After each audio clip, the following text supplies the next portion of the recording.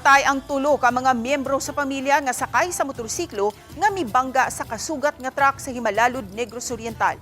Sa kakusog sa impact, napasok ang lawas sa rider sa nabuak nga windshield sa truck. Dead on arrival sa ospital ang iyang asawa ug ang ilang 4 anyos nga anak nga babay.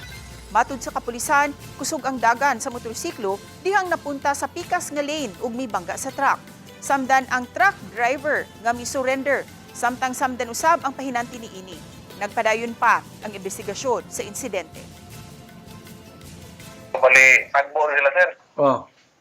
Kanya, pag-abot diri sa Mambay, idumog ang motor sa elf truck.